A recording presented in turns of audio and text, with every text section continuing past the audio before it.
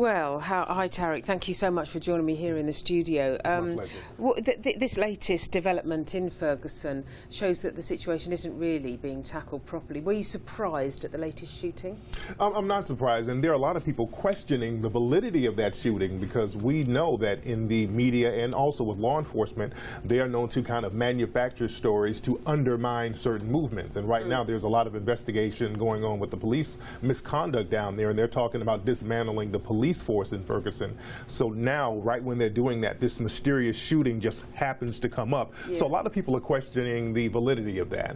And also the police officers, first they were in critical condition and then they were released a few hours later. So it's very sketchy. So I need to see more evidence and see what's going on with that situation. But as far as the tensions down there that were created by law enforcement and the system of racism that allows injustice to happen to African people, I'm not shocked.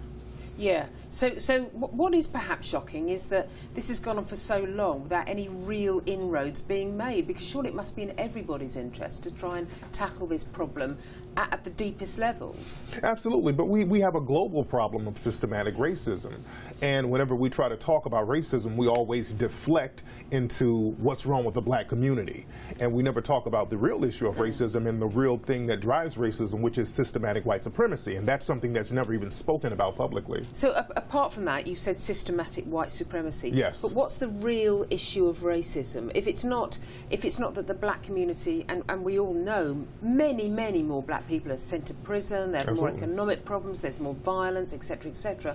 But what is the real problem you're saying with white supremacy? White supremacy is a system that was set up to be designed to dominate people of melanated descent, and that's really what it's all about. So the symptoms of racism, which is economic deprivation, the prison industrial complex where black people are being funneled into that system, police shootings and police beatings, all of these are symptoms of white supremacy, and we never tackle the force behind white supremacy. Why do you think that is? Because I think people who are classified as white are the global minority. And people who are classified as white is less than 10% of the global population. So I think in the minds of some people in the dominant white society, in order to survive, we have, and I'm talking like a person who's a white supremacist, we have to dominate these people of color in order to survive. And that's been a problem for the last 500 years. But even if you agree that that exists, as the world moves on and as emerging markets ramp up and become more developed, white supremacy can't possibly continue to exist with Africa emerging, with China, you know, really developing quickly. Won't that just change automatically? Well, the thing is, the white supremacists are the people who are classified as white supremacists. The white supremacist is just someone who believes that they should dominate people of color. They're still in power. You say that Africa is developing, but behind the scenes, it's the Western-owned banks that are controlling and pulling the strings of a lot of African nations, and they're still underdeveloping African nations and funneling the resources out of the African nations, and they will put in their puppet leaders, but you still have people who are classified as white running the scenes behind the scenes. So just let me ask, because you've said we never really attack racism properly. Right. How do we attack racism, and what do you want to happen quickly? Racism, we have to be very honest as to what it is. And this is why I use the term white supremacy, because there is no black supremacy, there is no systematic black racism. The only racism that has been sanctioned by laws is white supremacy.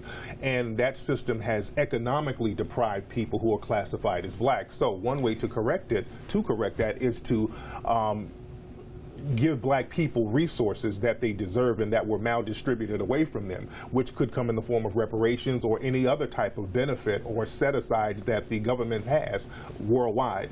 Sure. Now, you're in the UK delivering a lecture called The International Rules of Racism. Yes. Can you just tell us a little bit about that? Because that's going on Sunday, isn't it? Yes, indeed. This Sunday I'm talking about racism, how it affects people on a global level. And we're going to be talking about the importance of economic empowerment with African people globally. We're going to be talking about some of the code words that are used by the races in the dominant society to keep racism alive and thriving.